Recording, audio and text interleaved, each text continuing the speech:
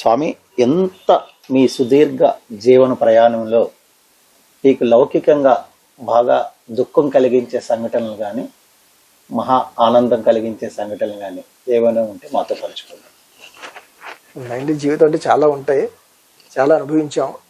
ముఖ్యంగా నేను అనుభవించిన ప్రత్యేకంగా ఏం లేదు, కానీ నా కోసం నన్ను పెంచడం, నా తల్లి పడ్డ కష్టం నాకు దుఃఖం కలిగిస్తుంటాడు. అయిన వాళ్ళ దగ్గరే కొట్టుబానిసగా బతికాను నా తల్లి.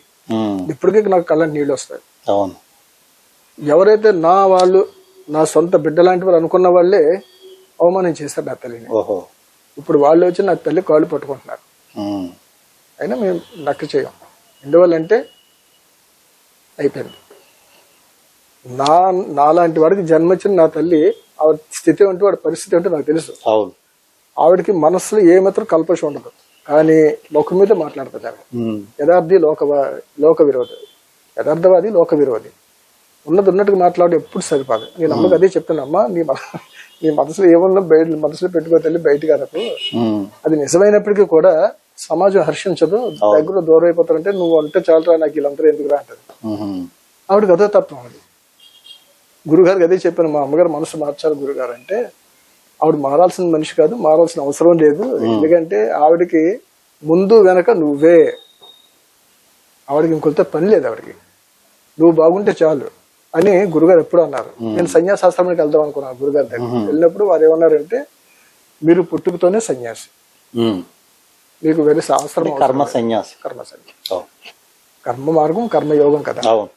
భగవానుడు భగవద్గీతలో అన్ని యోగం యోగం అన్నారు. కర్మయోగం, జ్ఞానం, సాంఖ్య యోగం. ఏంటి యోగం అంటే ముందు మార్గం.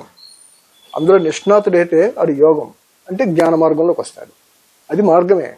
అది జ్ఞాన యోగం కావాలంటే సద్గురువు కావాలి. కలయిక, జీవ బ్రహ్మైక కలయిక కావాలి. దానికి సంధానకర్త ఉండాలిగా. ఆ సంధానకర్తే వారు ఇచ్చినటువంటి అద్భుతమైనటువంటి మంత్రం. మీరు ఏం తీసుకుంటారు, మీకు ఏ ఇష్ట దేవత ఆ తీసుకొని దాన్ని అనుష్ఠానం చేసుకున్నట్లయితే ఈ సృష్టి మీకు అన్ని చెప్తూ ఉంటదండి. ఈ రోజు ఎంతమంది పడుకొని లేవగానే భూమికి నమస్కారం పెడుతున్నారు చెప్పండి. ఎంతమంది సూర్య నమస్కారం చేస్తున్నారు? లేదు కదా. కనీసం నీటి, మనం తాగే నీటికి కూడా మనం కృతజ్ఞత చెప్పట్లేదు కదా. యమునాచ గోదావరి సరస్వతి నర్మద సింధు కావరి జలేస్తుంది సన్నిధం కురు. అమ్మ నువ్వు నా దగ్గర ఉన్నావు కాబట్టి నేను ఉన్నానమ్మా. అత్యంత రహస్య విషయం చెప్తున్నానండి. ఈ జీవుడు అనేవాడు ఈ భూమి దున్నడానికి వెనకాల చాలా పెద్ద నేపథ్యం ఉంది. ఆ నేపథ్యాన్ని చెప్తే భయపడిపోతారు మనుషులు. ఎంత భయంకరంగా ఉంటుందంటే పంచభూతాలు అంటారు, పంచ ప్రాణాలు అంటారు. ప్రాణం సంగతి పక్కన పెట్టండి. భూతాలు ఎందుకు వచ్చినాయి అంటే మనల్ని బతికించడానికి అనుకుంటారు.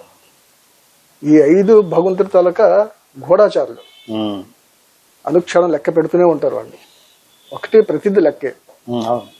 దీనికి అధిష్టాన దేవతలు కర్మదేవతలు 9 మంది నవగ్రహ దేవతలు. వారు ఉండబట్టి మనం ఉన్నామండి. చాలా మంది అమ్మో శనేశ్వరుడి సింగ్ అయిపోయింది మన పని అండి. కాదండి, వారు ఉండబట్టి మనం బతుకుతున్నాం. నవగ్రహాలు కనుక లేకపోతే పుట్టిన జీవుడు వెంటనే పోతాడు, అది పిచ్చుడైపోతాడు. ఎందువల్లంటే వాళ్ళు చేసేది ఏంటి, గత జన్మలు వీరు చేసుకున్న మంచిగాను చెడ్డగాను కర్మ ఫలితాలు అందిస్తారు. అదన్నీ ఒకేసారి పడిపోతే అంతే కదా, ఒక ఆర్డర్ లో అందిస్తారు. ఆర్డర్ జీవితం. ఆ జీవితంలో ఎప్పుడు ఎవరికి ఇవ్వాలి, ఎలాంటి సమయంలో కష్టాన్ని ఇవ్వాలి, ఎలాంటి సమయంలో అది మంచిగా ఇవ్వాలి, తత్ఫలితాన్ని వాడు ఎలా పొందాలి. వెనకటి జన్మలో వీడు ఎంతమందికి అన్యాయం చేశాడు, ఆ అన్యాయం వాడు పడ్డ బాధ వీడు పడాలంటే ఎప్పుడు ఇవ్వాలి వాడికి. అంతవరకు కాలం వెళ్తూనే ఉంటుంది, అంతవరకు వీడు చేసిన సుకృతాలు వెళ్తూనే ఉంటాయి, జీవితం వెళ్ళిపోతూనే ఉంటుంది. హాయిగా ఉందనుకుంటాడు. ఒక్కసారి వచ్చి పిడుగు మీద పడుతుంది, అయిపోయింది మృత్యు. వాళ్ళకి వీళ్ళకి ఏమైనా శత్రుత్వం ఉందా? కాదు, నువ్వు చేసుకుందా నీకు ఇస్తున్నాను అంతే. మరి ఈ ఉపాసనాలు లేకపోతే ఇచ్చినటువంటి దానాలు ఇవన్నీ దేనికి అంటే దాని వెనకాల కూడా ఒక మహానుభావుడు ఉన్నాడు కదా. ప్రతి గ్రహానికి అధిష్టాన దేవతలు ఉంటారు కదా, అక్కడ పట్టుకోమని దాని అర్థం. గ్రహ దేవతలు పట్టుకొని వాళ్ళు మూలం ఉన్నట్టు శక్తులు పట్టుకోవడం కాదు. గురువు ద్వారా ముందు ఒకరిని పట్టుకో. ఏకం విజ్ఞానం సర్వ విజ్ఞానం. ఒక విజ్ఞానం చేస్తే చాలు, అన్ని విజ్ఞానాలు అదే. ఒక గురువుని ఆశ్రయిస్తే అన్ని దేవతలు మనకి సామీప్యంగానే. దేవుడే లేడు, గురువే దైవం. అదే దేవుడే లేడండి, గురువే దైవం. నాకు సహజం చెప్తాను. నాకు వచ్చిన ఒక స్వామివారికి దగ్గరికి మేము అమ్మవారి చరిత్ర పంపించాం. 2 నెలలు అవుతుంది, 3 నెలలు అవుతుంది. ఇది రాదులే అనుకున్నాం. ఒకరోజు నేను పడుకుంటే కళ్ళ స్వామి నా స్వప్న భూమిలో నేను స్వామి దర్శనానికి వెళ్ళానట. ఎలా తెర వేసింది స్వామివారి తెరగా ఆనంద నిలయం దగ్గర. తెర తొలగింది. మా గురుగారు లోపల నుంచి వస్తున్నారు, సిద్ధేశ్వర భారతీ స్వామి. వస్తుంటే వెనకాల స్వామి గంగిగోవులకి వెళ్తున్నాడు. ఆయన మా గురుగారు వెనకాల దాన్ని చూసి ఇలా చెయ్యూపుతున్నాడు ఆయన.